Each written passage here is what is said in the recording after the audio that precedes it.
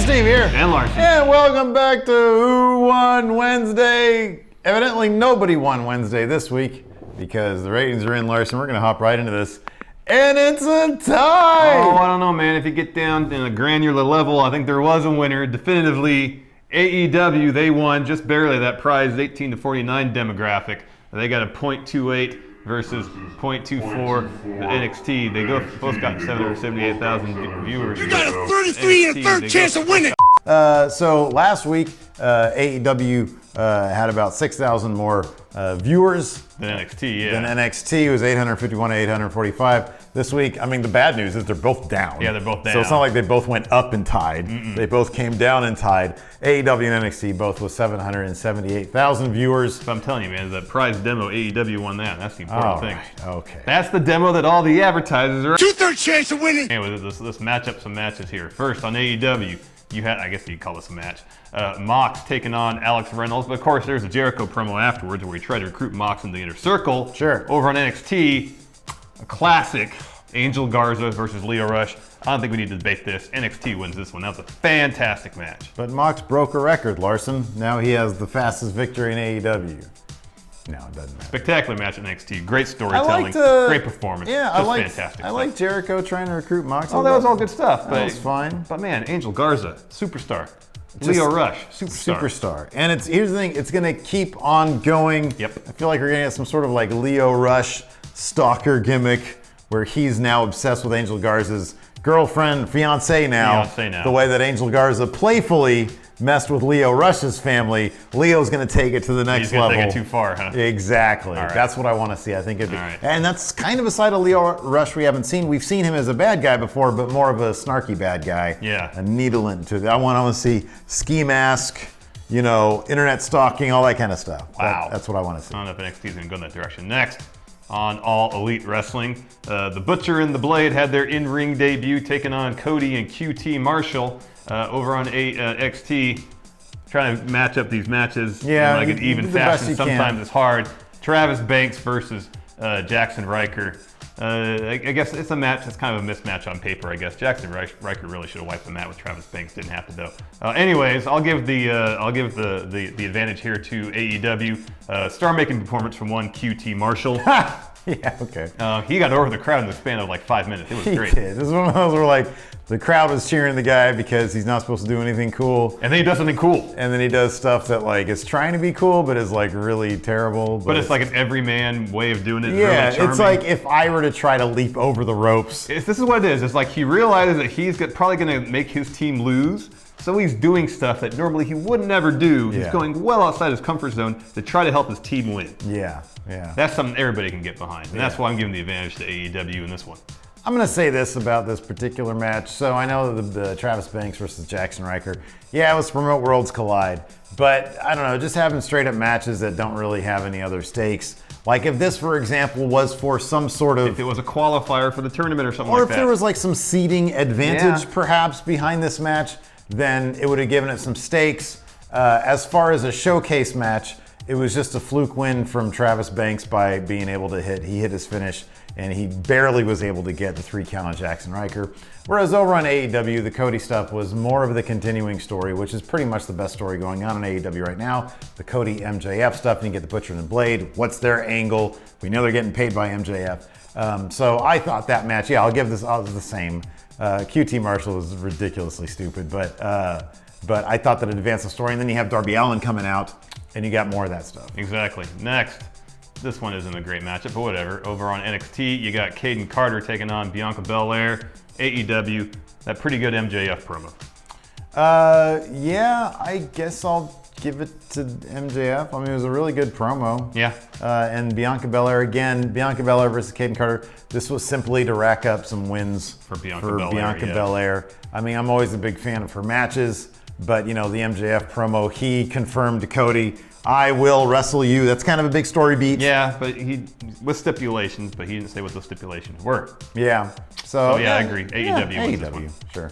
Next, over on AEW, Big Swole versus Emi Sakura, or on NXT, Mia Yim versus Dakota Kai. What do you think, Steve? I'm going to give this to NXT simply because Dakota Kai almost got killed.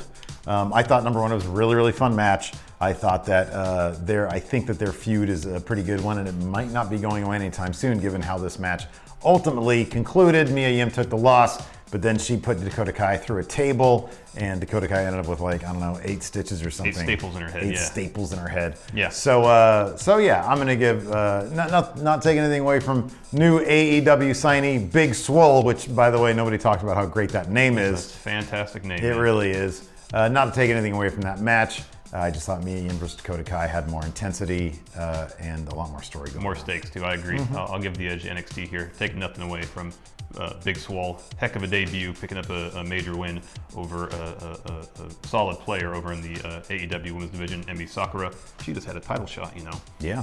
But yeah, the match over on NXT, Mia Yim versus Dakota Kai. More on the line, more heat behind it. And then the end spot, even though it resulted in Dakota Kai getting some staples put in her head, was pretty cool. Yeah, it was good stuff. Next, over on NXT, wow, Breezango versus the Singh brothers, talking about a match with stakes, versus on AEW, Kip Sabian and Shawn Spears taking on Kenny Omega and Hangman Page. AEW all the way, man. Despite the fact that Fandango just about concussed Samir Singh. Yeah. It was a lightweight match, not much to it. Whereas on AEW, you get this growing rift between Page and his former elite brothers, but then they get the Joey Janela thing.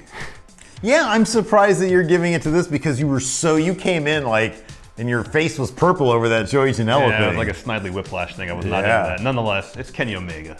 Yeah, no, I'm going to give this one to AEW as well. Yeah, because Hangman Page is a big deal. He should be. Kenny Omega, he's a big deal over there on Dark.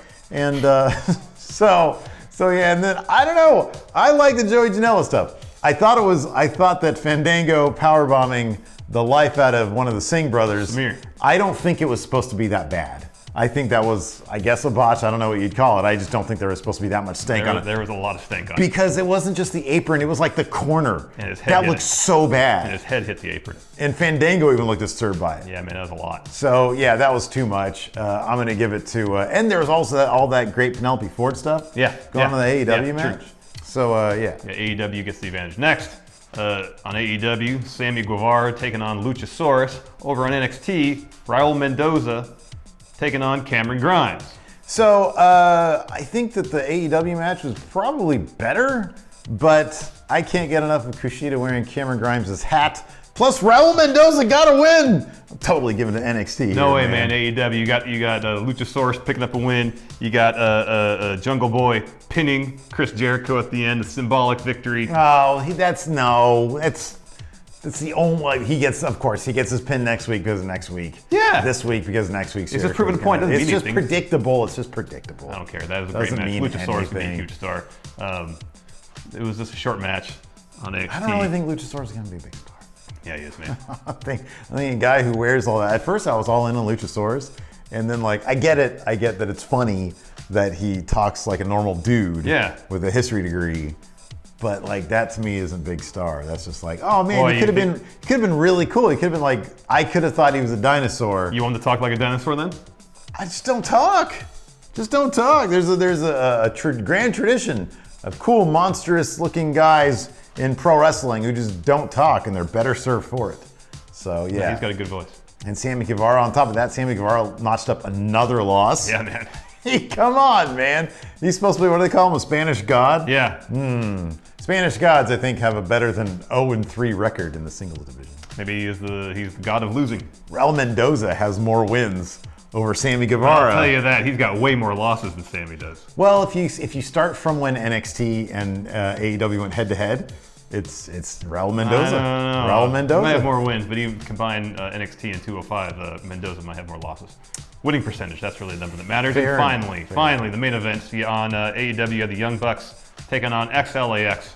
On NXT, you had that awesome triple threat match, Keith Lee versus Tommaso Ciampa versus Finn Balor. For me, I know people there made too many table spots. It was exciting. Nick Jackson's wrestling with the flu. The end was surprising. I'm going to give this one a tie. Really? Yeah, man. You know, I would have given this a tie.